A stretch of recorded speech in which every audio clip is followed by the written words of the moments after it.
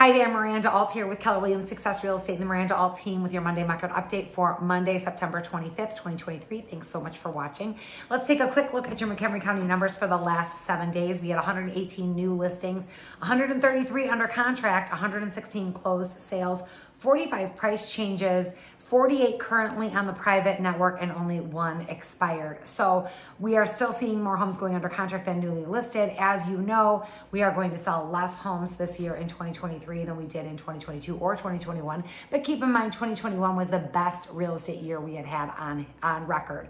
So we sold 6.3 million homes in 2021, about 5.1 in 2022, and we'll sell about 4.3 in 2023. So less homes just being transacted, less homes being listed, partly because most homeowners, about 75% of current homeowners with a mortgage are locked in at 4% or below. Over 85% are locked in at 5% or below. So we have a lot of homeowners who don't want to leave their low interest rate. So that's part of the low inventory situation that we have. We also don't have builders building as much as we need, and we have more first-time home buyers than we've had in a very long time. So all of these factors are contributing to the current real estate market being that we just don't have enough homes to sell, and yet we still have high demand. So the Feds met last week. What's happening with these mortgage rates? Well, the Feds are saying higher for longer. That is the message that they are trying to send.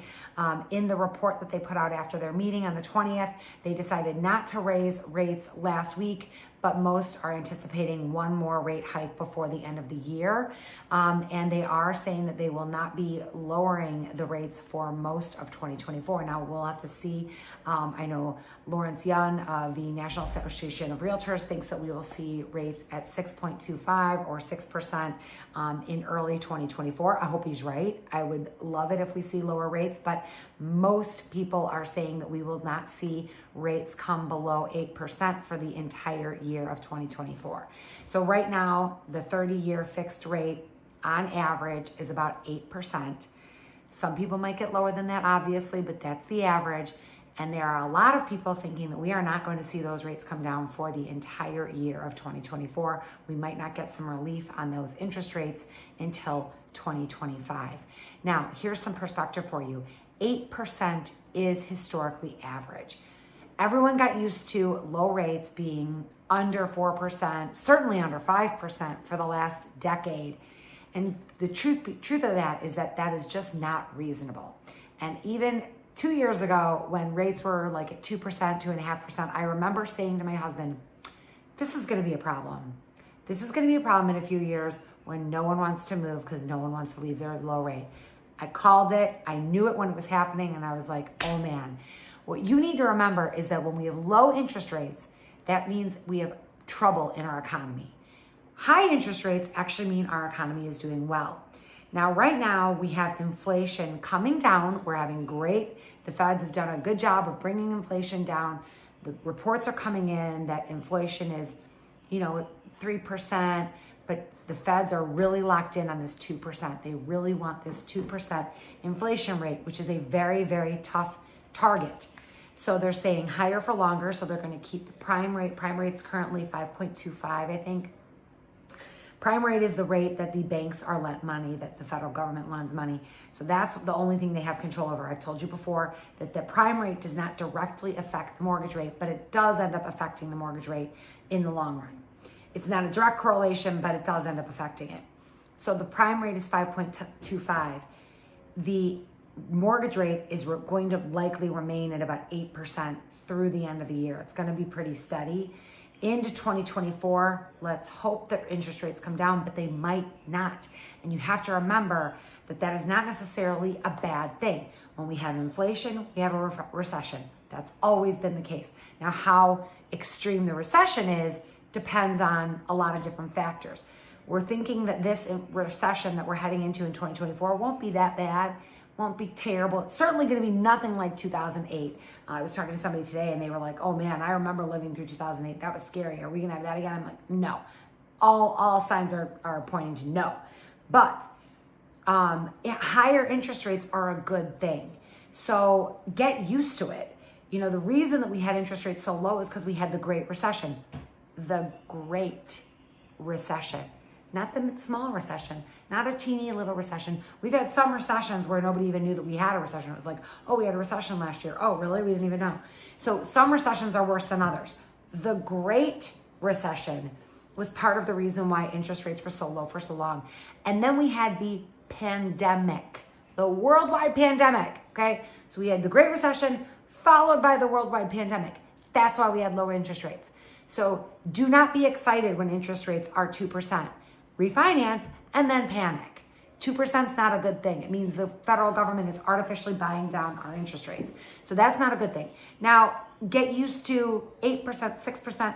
I mean, I think 6%, when we get 6%, we're going to be real excited.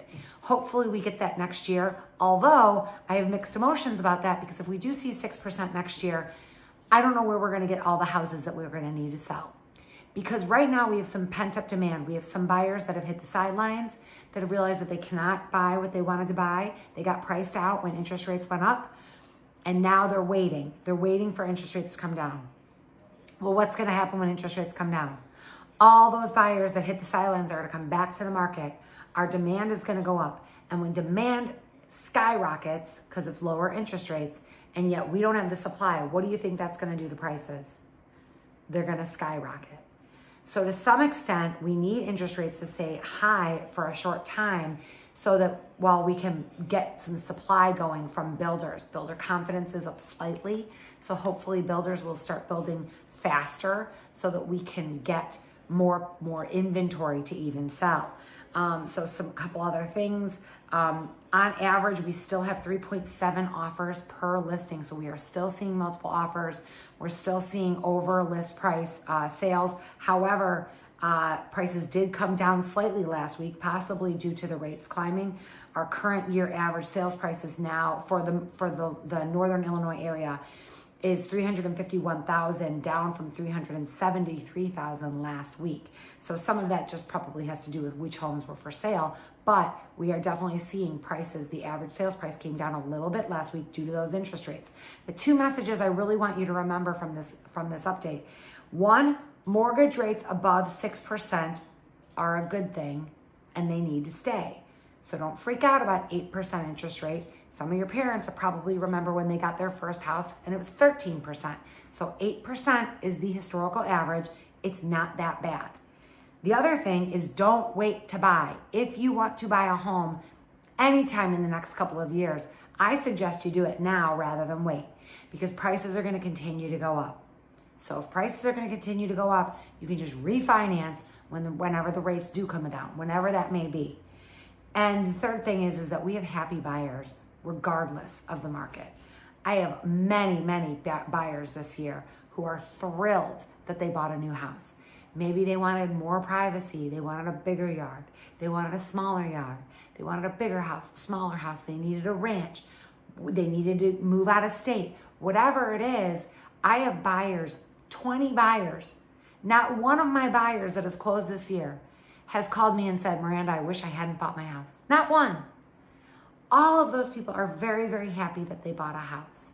And I have a feeling that if you're out there thinking, oh man, prices have gone up, interest rates have gone up, I don't think I want to buy a house. I think I'm going to wait. Because I hear people saying that still. I'm going to wait. We're going to wait for it to crash. It's not going to crash.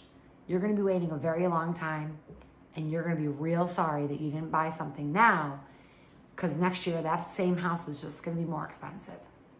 So don't wait. Don't hit the sidelines. It's still a great time to buy. I've got lots of happy buyers and lots of happy sellers reaching their dreams. You've got to remember, when you wake up in the morning, you don't wake up to your mortgage rate. You wake up to your family, in your house, in your home, wherever that may be. Make sure that it's a place that makes you happy. I'm Miranda Alt with Keller Williams Success Real Estate. Thank you so much for watching. Hope you have a great day. Bye.